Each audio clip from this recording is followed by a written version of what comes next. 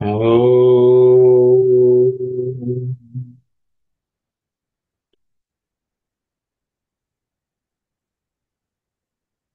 Om.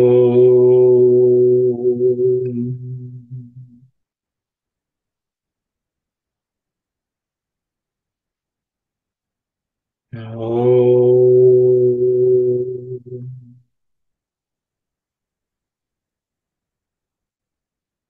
Om.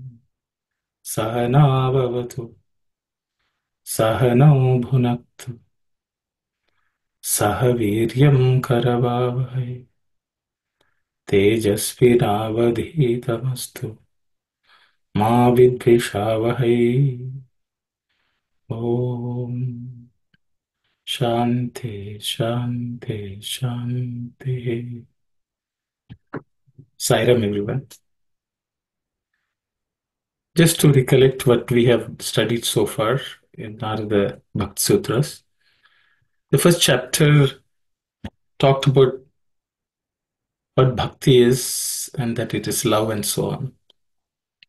In the second chapter, we studied the supreme goal of the bhakti, the supreme nature of bhakti itself. Last week, we looked at three sutras which basically said bhakti is capable of giving the same uh, things which the worldly blessings will give. But at the same time, one of the sutras said, Bhakti does not give those worldly things.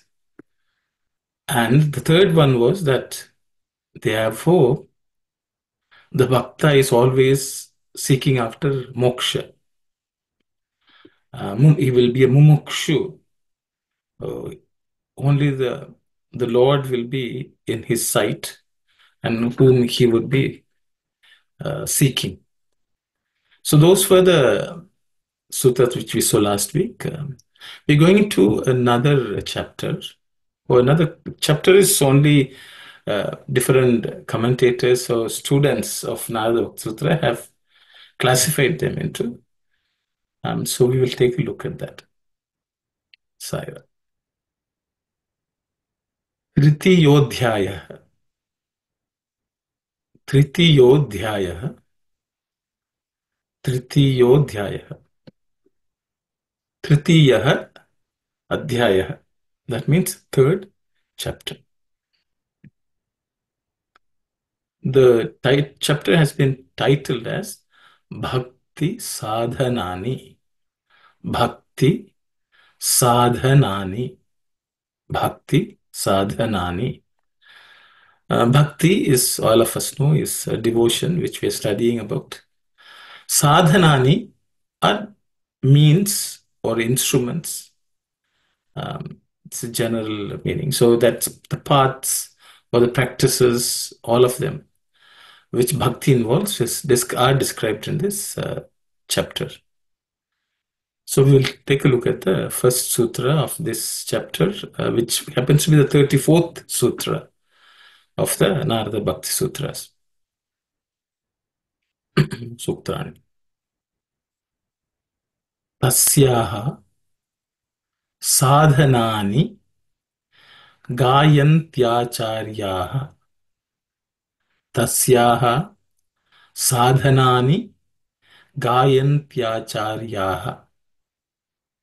Tasyaha sadhanani gayantyacharyaha. In terms of pronunciation, the first word is rather simple. There are no aspirated consonants. Tasyaha. The second one, sadhanani. The second letter, dha, is an aspirated consonant because it's the fourth letter in the tha varga or tha class of consonants.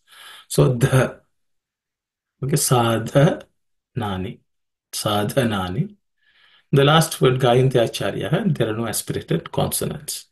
We look at the sandhi split and look at the individual words. Tasyaha stands alone, no changes due to any sandhi. The next one is also sadhanani, no changes due to sandhi. The last word is a compound word, kayantyacharyaha.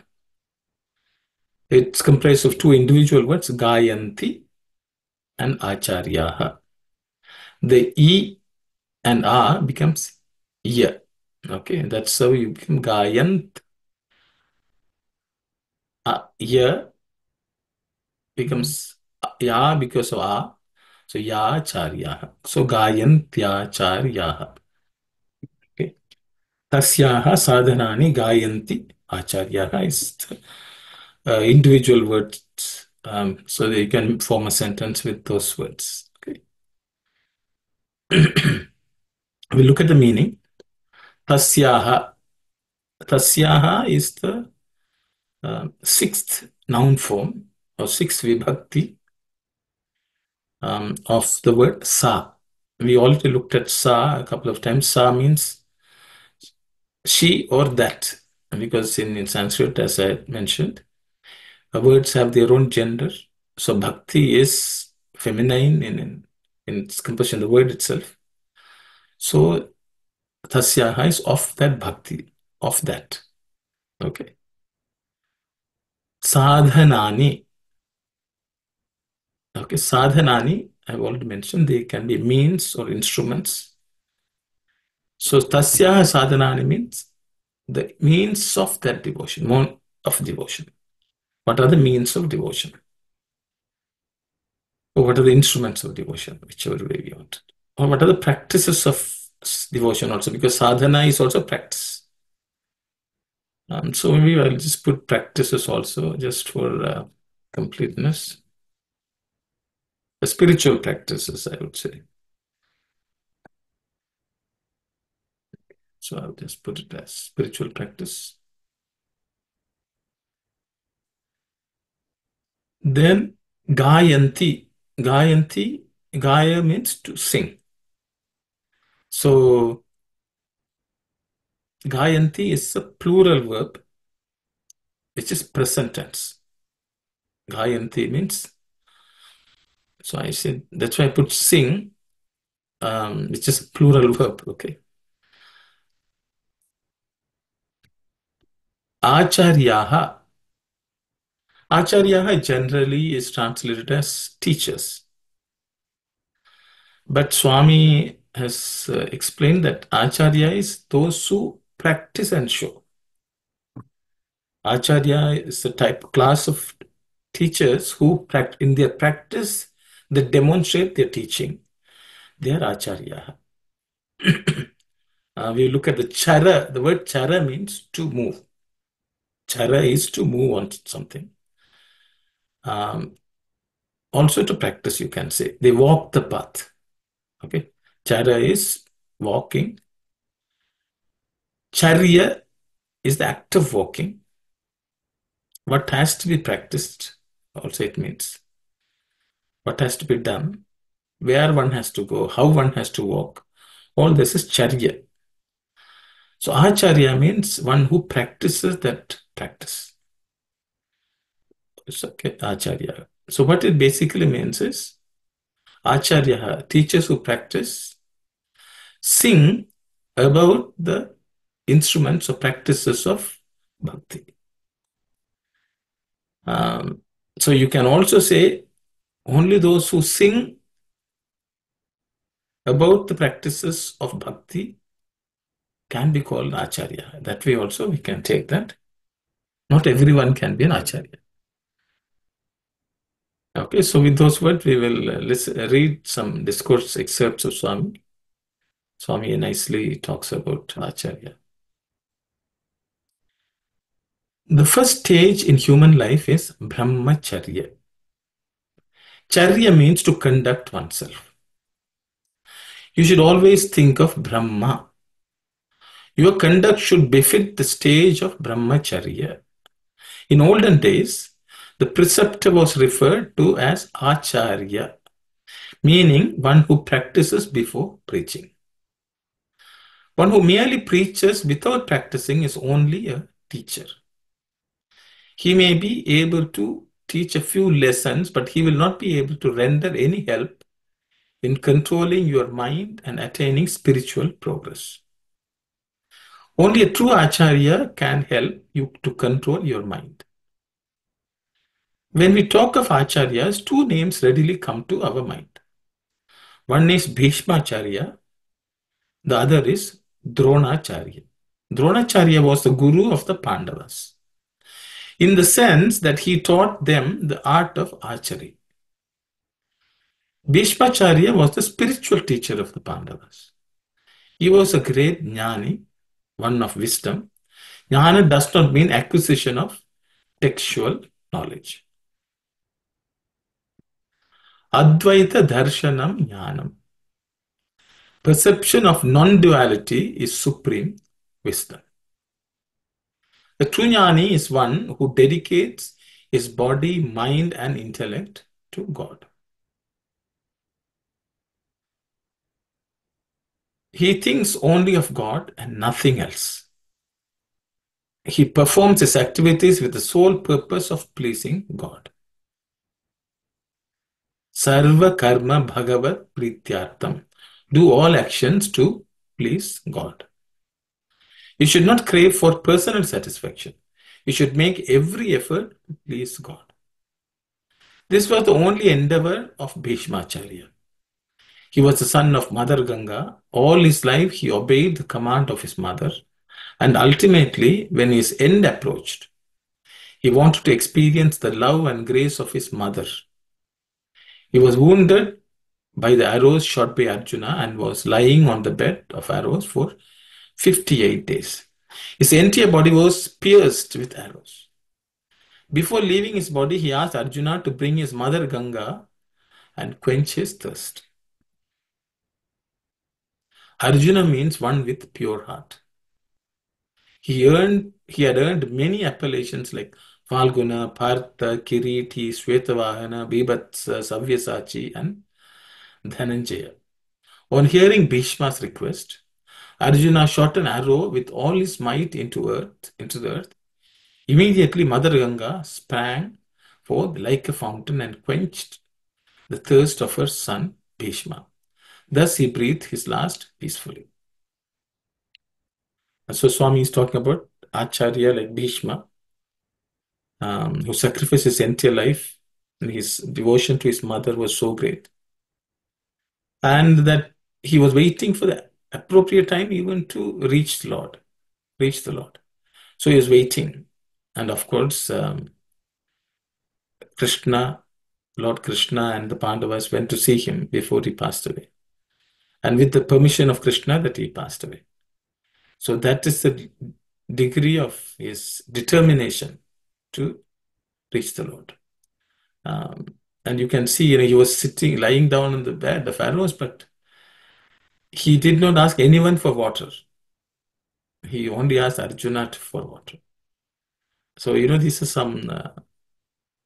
that level of determination of an Acharya who lived and showed how one should live. There's another excerpt. We will read that as well.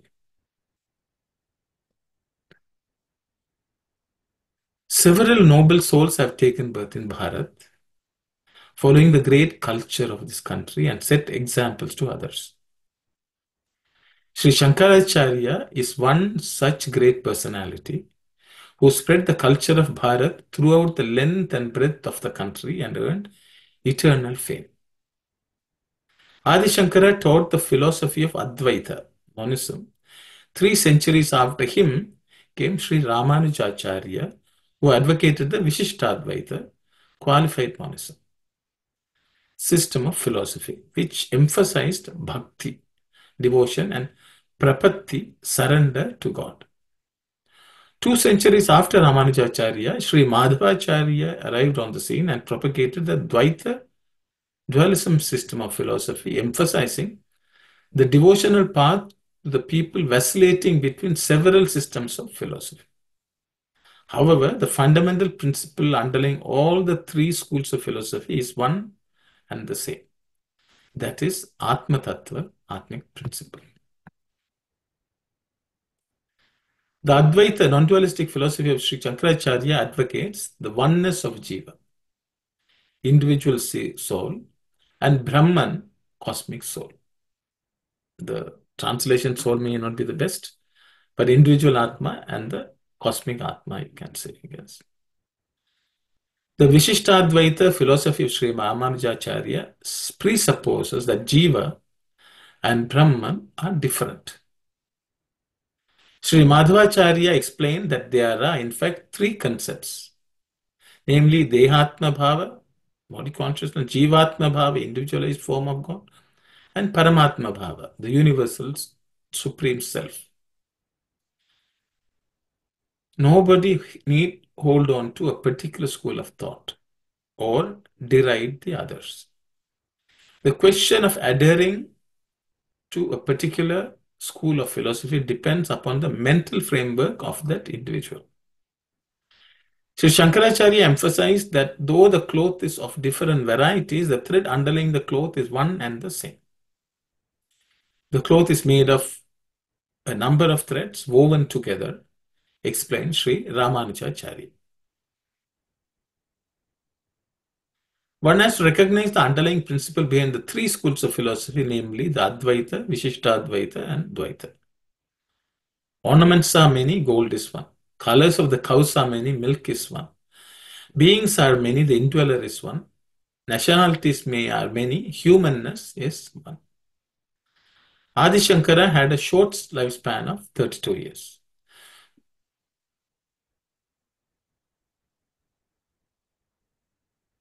Though the philosophy advocated by Sri Shankaracharya, Sri Ramanujacharya, and Sri Madhvacharya acquired different names, namely Advaita, Vishishtadvaita, and Dvaita, underlying nature of the three types is one, that is Atma Tattva. The same can be explained with the example of gold forming the base for ornaments with different names and forms. Not realizing the fundamental unity between the three schools of philosophy, people adhering to the different school of philosophy derided one another, which gave scope for a number of misconceptions in the world about the country of Bharat. In order to explain the truth, Ekatma Sarva Bhutantaratma, one Atma dwells in all beings, Adi Shankara gave some examples.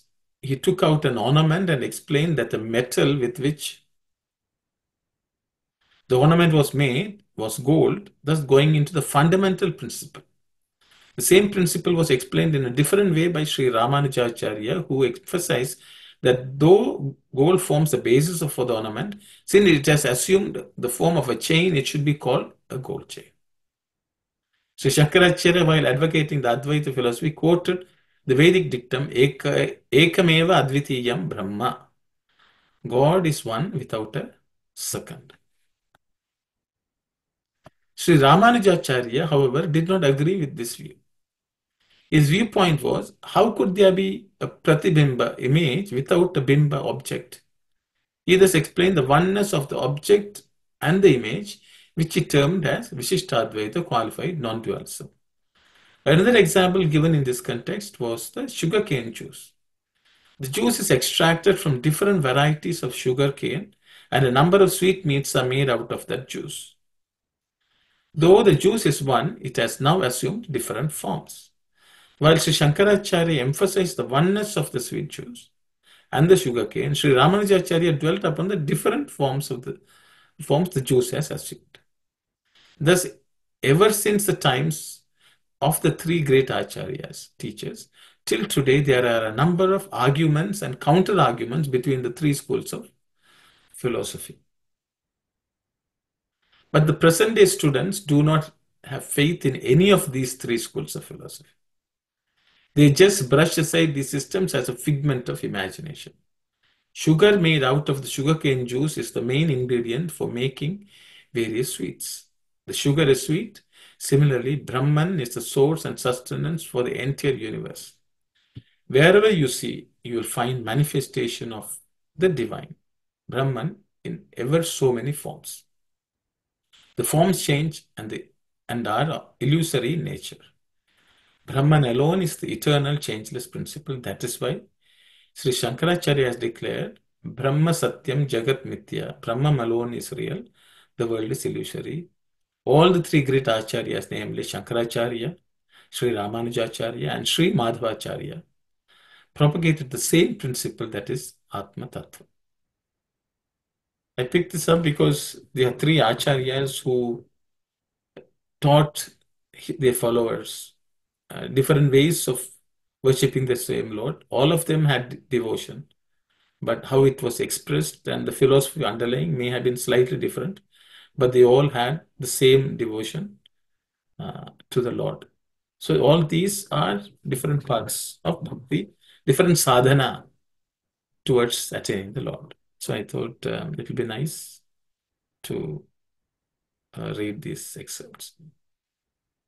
We'll go to the next sutra. Tattu Vishayatyagat Sangatyagat cha. Tattu Vishayatyagat Sangatyagat cha. Tattu Vishayatyagat Sangatyagat cha. In terms of pronunciation, there are no aspirated consonants in this sutra. Tattu Vishaya, this sha is a cerebral sha. So that's the only thing which you may have to pay attention to. Otherwise, it should be rather simple. We will look at the sandhi split. Okay, tattu is made of two distinct words, tat and tu. Tattu. Vishyatyagat is actually a samasa, a compound word, but it's a samasa. You can say it's a single word also because it's a samasa. Vishaya and Tyagat, I have put a dash just so that it's easy for us to read and understand the meaning. Those are the distinct words in that compound samasa. Vishaya Tyagat. The last word, the next word, third word is also Sangat Tyagat, or same. Sanga and Tyagat. The last word is Cha. So there are no sandhi related changes in this sutra. If you look at the individual meanings, word meanings. Tat is that.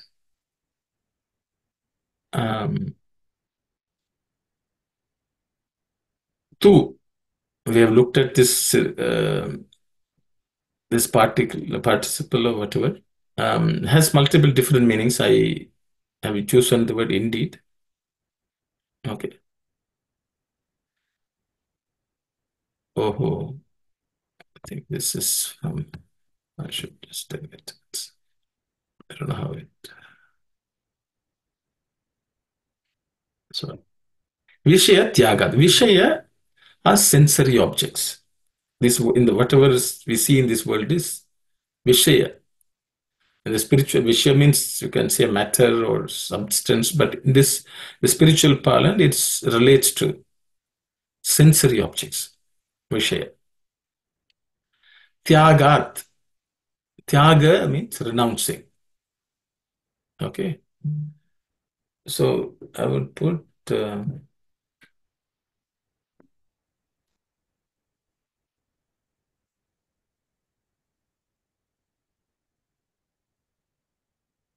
actually I would say from.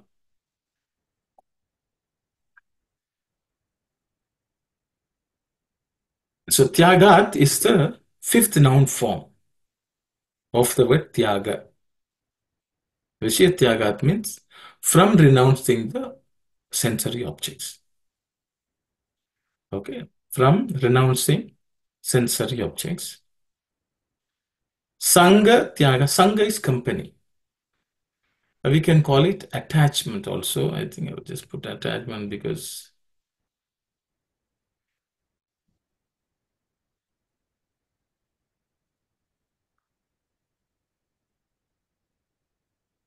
Sangha is actually having company, but it also means attachment in spiritual parlance.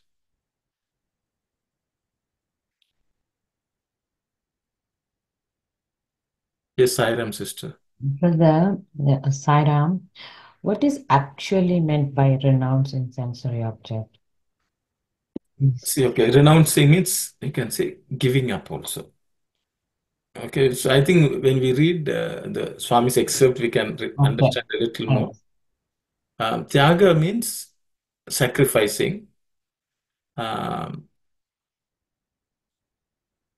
we'll read the excerpts and we'll discuss. So that means giving up. Okay, So we should give up. So it also can mean a desire system. And sensory objects create what is called desire in us. So giving up desires is the giving up of the sensory objects. okay, okay. That's it. But we will read. Swami, I don't want to, Yeah. say Thank you. anything before we read. After we read, we can discuss. So renouncing company attachment is um, company attachment is sangatyaga. There's a nice verse in uh, Bhagavad Gita, second chapter. Sangat sanjayate kamaha, kamat krodho bhijayate, and so on. That means by company of the world, we get kama, desires. Kama. I think we discussed in some Vahinis also this, but I will leave it at that. We will read Swami's excerpt and come. So basically, this devotion comes about through two things. By renouncing the worldly objects, sensory objects, renouncing company. That indeed, from that process only comes devotion. Only when we give up desires, when we give up all attachments, only then devotion comes. So devotion is a result of Vishyatyaga and Sangatyaga. You can say those are means of attaining devotion. As long as we have Vishya, attachment to Vishyas, attachment to Sangha, company, then devotion will not come. So the means of attaining devotion is Vishyatyaga and Sangatyaga. From these two, we get. So that means this itself is a sadhana to attain devotion. Or we can also say they are the practices of bhakti itself, the integral parts of bhakti. We will read Swami's discourse and discuss further, Sister Sai. The yogi who dedicates all actions to God, who has learned the sacred secret of action combined with renouncing fruits thereof, should have equal mindedness, sama buddhi, more than mind with attachments, sangha buddhi. For the intellect with attachments draws him into entanglements. This action is mine. Its results are due to my endeavors. I am the person entitled to it. Such are the thoughts that bind the doer. Krishna advised that one should rise above this mind with attachments and desires. He declared that equanimity, samatvam, is the genuine devotional practice. Samatvam yoga muchyate. In the second chapter, Krishna has made clear in a general way four principal points. The principle of renouncing the fruits of action or absolute surrender, sharanagati. The Sankhya, see the gloss. Okay, just sorry. I don't have a glossary, so I'll just remove this. I had copied and pasted, but I realize it can be confusing. People may look for glossary. The Sankhya teaching, the yogic attitude, restraint and self-control, and the nature of person of steady, integral spiritual wisdom, Sthita Prajna. So this, as you can see, it is from Gita Vahini, actually, from the second chapter, fifth chapter, I guess. Swami is talking about the second chapter in the Gitas, Bhagavad Gita, who is a Sthita Prajna. We have noted the first three already, now about the fourth. So there are three other principles Swami had discussed in that chapter in Gita Vahini. So I have not cut out any sentence. So if you want to go and study, you have to go and read. And maybe it's a revision for anyone who has attended this Gita study circle, and go and revise it. Krishna taught Arjuna the nature and characteristics of the person of steady wisdom. When Arjuna questioned him, Arjuna prayed, "Oh Keshava," and when that appellation was used, Krishna smiled, for he knew that then that Arjuna had understood his splendor. Do you ask how well? What does Keshava mean? It means he who is Brahma, Vishnu, Shiva, the three forms. Through Krishna's grace, Arjuna had reached that stage of realization. When Arjuna prayed for Keshava to tell him the true characteristics of a person of steady wisdom, he replied, "Partha, such a person will be free from all desire and stable in the knowledge and awareness of the Atma only." Now, there are two processes in this. To give up all the promptings of desire in the mind is the negative process. To implant ever-present joy therein is the positive aspect. The negative process is to remove all the seedlings of wrongs and evil from the mind. The positive process is to grow in the field thus cleansed, the crop of attachment to God. The plucking of the weeds is the negative stage. The cultivation of the crop you need is the positive stage. The weeds are pleasures that the senses draw from the objective world. The crop is the attachment to God. The mind is a bundle of wishes, and unless these wishes are removed by their roots, there's no hope of destroying the mind, which is a great obstacle in the path of spiritual progress. When the yarn that comprises the cloth is taken out one by one, what remains of the cloth? Nothing. The mind is made of the warp and woof of wishes. When mind vanishes, one becomes steady in wisdom, sthita prajna. So the first thing to be conquered is the demon of desire, kama. For this, it is unnecessary to wage a huge war. It's also unnecessary to use pleasing words to persuade the desire to disappear.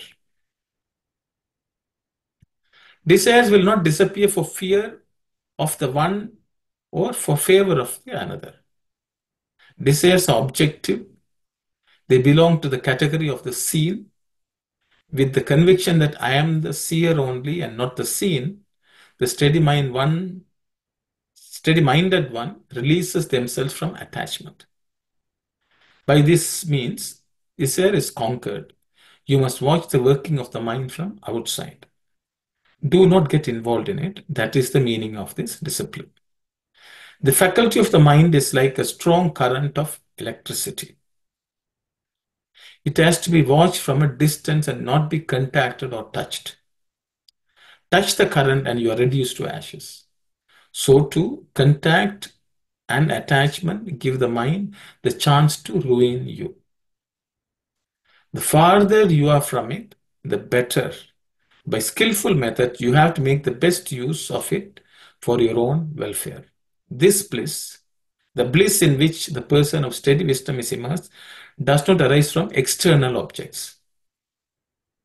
That person has no need of them either. Bliss is in everyone as part of their very nature. Those with pure consciousness find the highest bliss in the realization of their own reality, the Atma. That joy is self-earned, so to say. It is known only to the individual. It is self-evident.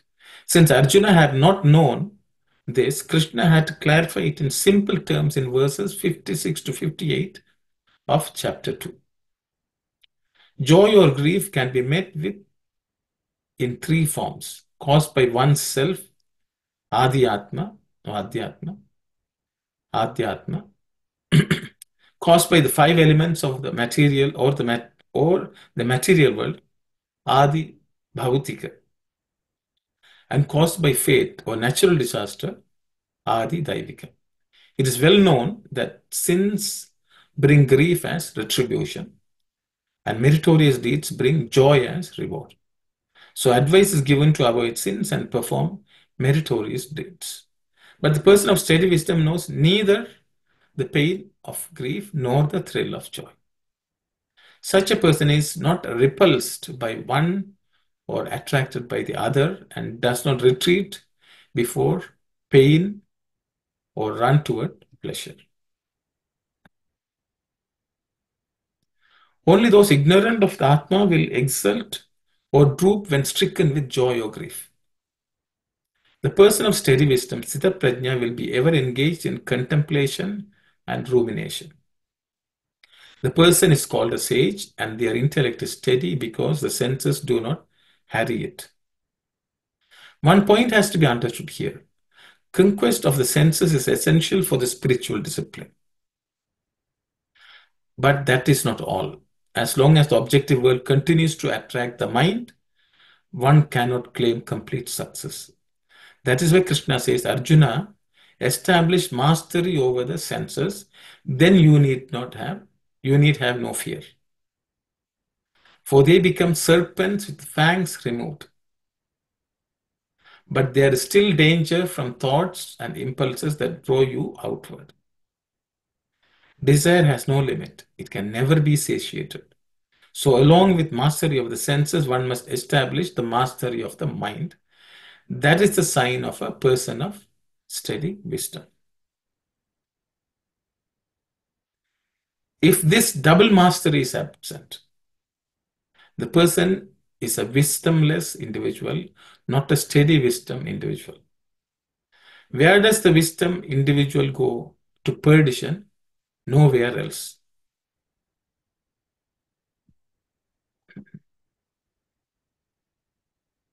The upward path, the highest stage, that is for the person of steady wisdom.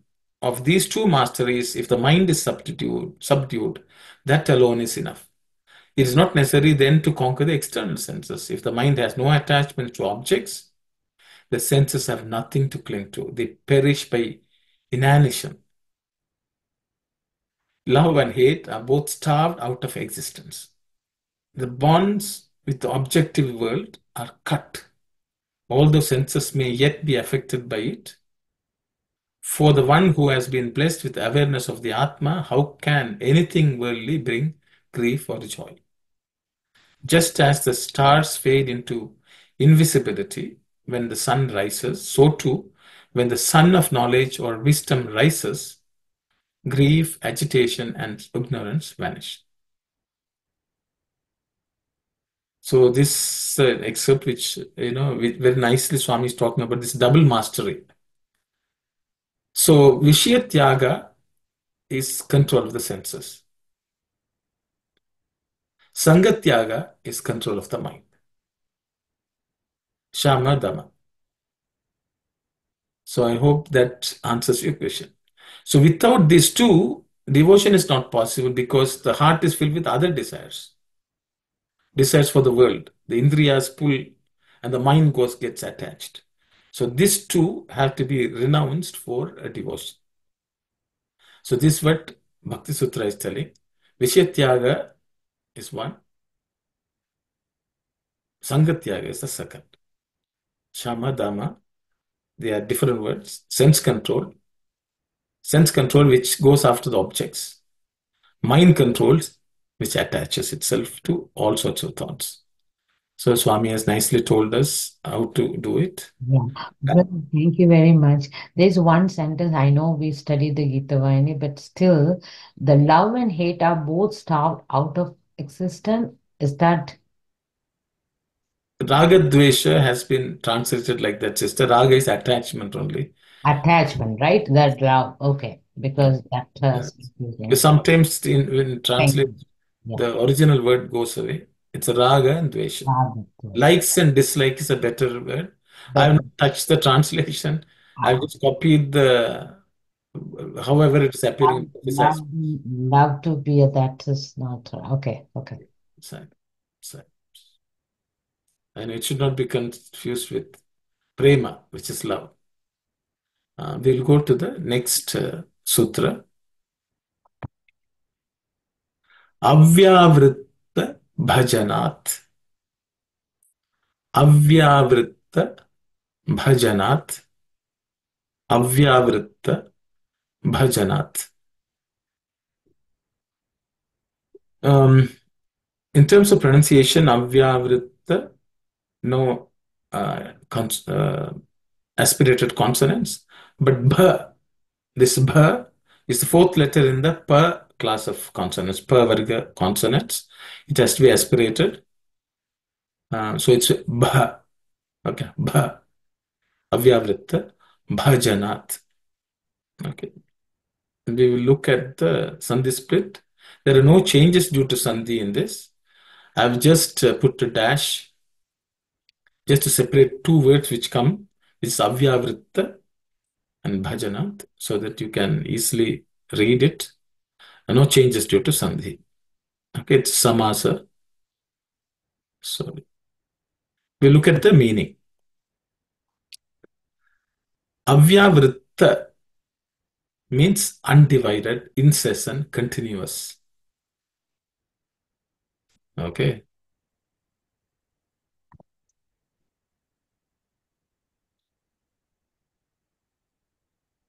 The next word is bhajana. All of us should know. Of course, we will think singing bhajans, but it's also worship, prayer, continuous remembering of the Lord, and so on. So avyavritta means vyavritta means that which is uh, fully continuous. Avyavritta is negative, so undivided. Okay. Vyavrita means to cover something, to separate it from something else. Avyavrita is not having that separation. So undivided, incessant, continuous prayer. Bhajanat is the fifth noun form. So you can say from. I will put from.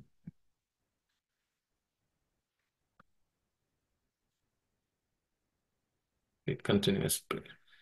So from so how do what's the means of bhajan? Another means is continuous, incessant, undivided worship of the Lord.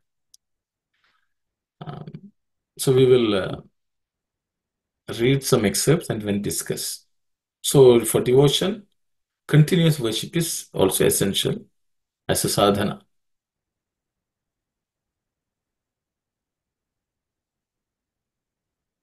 The power of divine name is unparalleled. People often take it lightly. That is a mistake. One should not mistake a shining glass piece to be a diamond. The real diamond is altogether different. What is the diamond? Mind.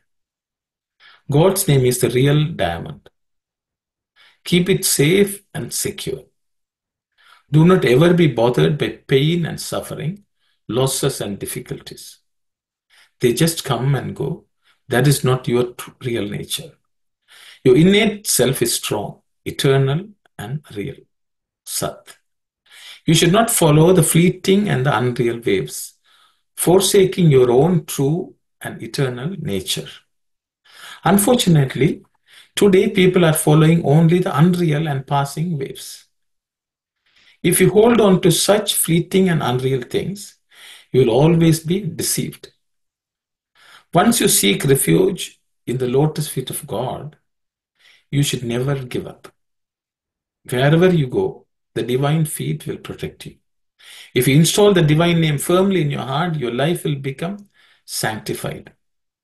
That is bhakti, devotion. That is your shakti, power. That is mukti, liberation.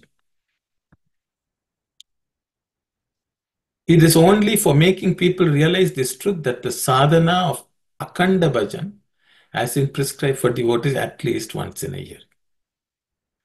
The word Akhanda implies chanting the divine name non-stop for 24 hours. But people will be just coming and going while the Akhanda Bhajan is going on. Such a bhajan can be termed only as Khanda Bhajan. It is a piecemeal bhajan. It is difficult to maintain continuity of the divine vibrations in such a bhajan. You should ensure that there is no gap in between. During Akhanda Bhajan, you may go home for any purpose, for example, to take food. But you continue to do Namasmaran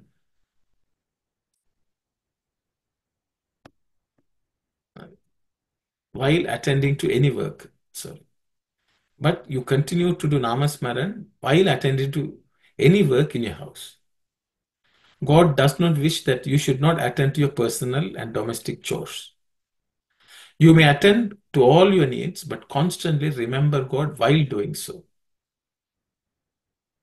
That is the essence of Lord Krishna's message in the Gita, Mam Anusmara Yudhyacha. Keep me ever in your mind and fight till the end.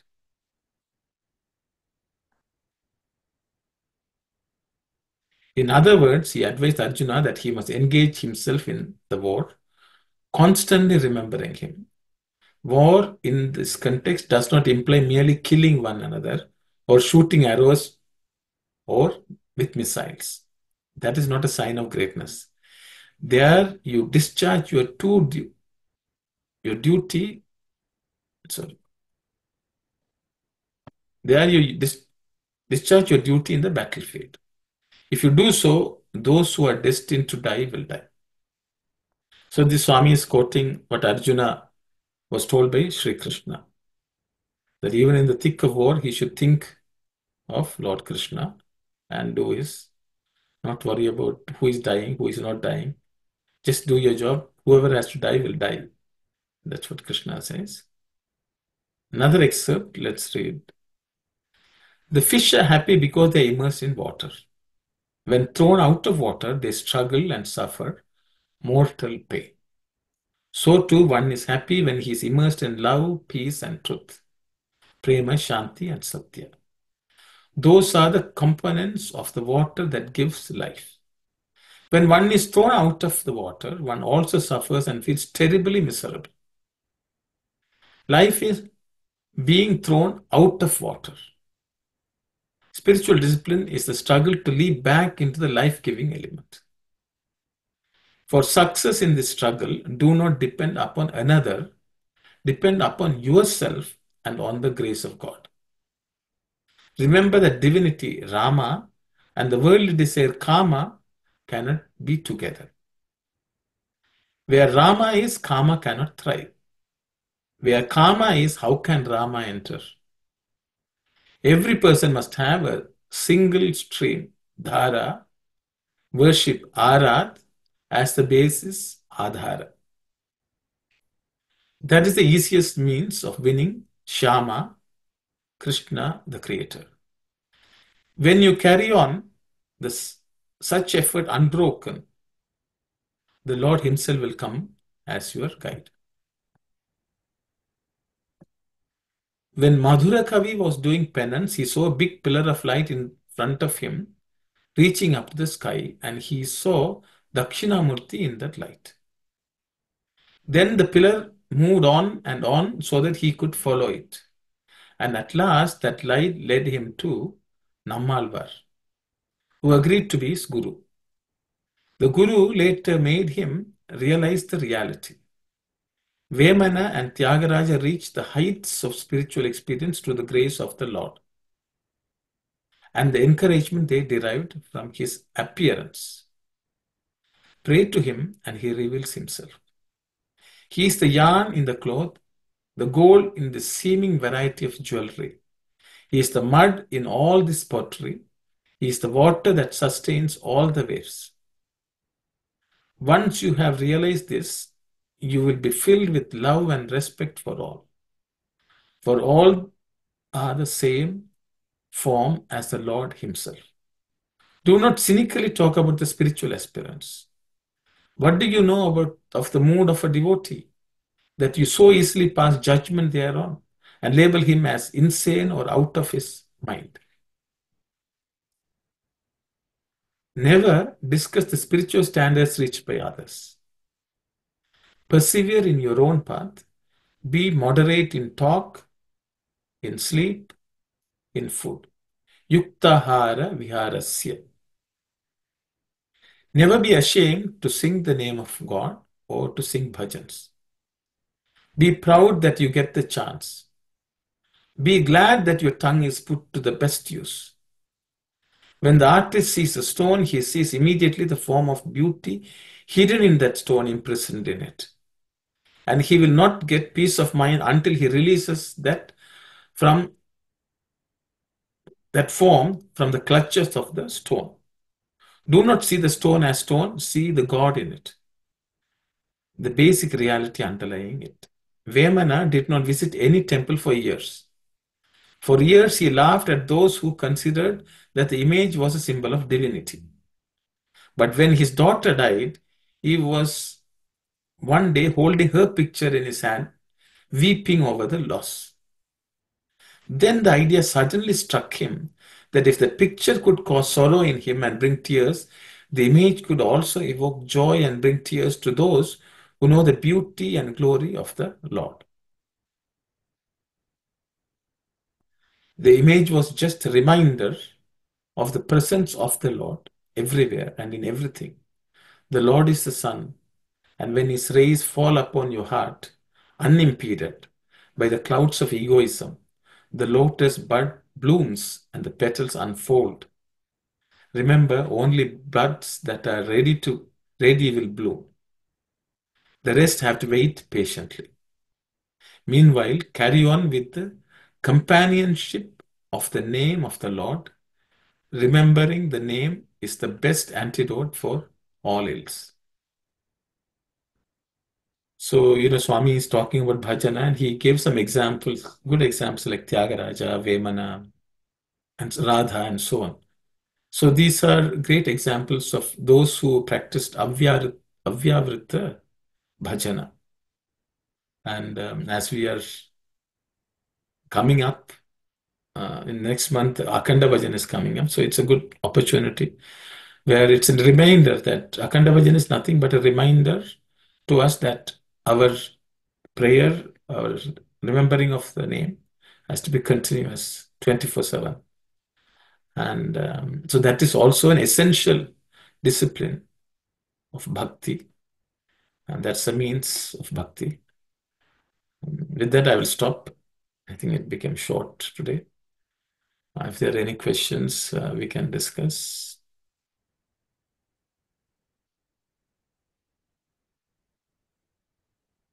I guess it's certainly very straightforward and clear to everyone. So we have to give up the worldly desires for sensory objects, worldly attachment to anyone else or anything other than the Lord. And we have to be engaged in continuous remembrance or worship of the Lord, whatever we do in our daily life.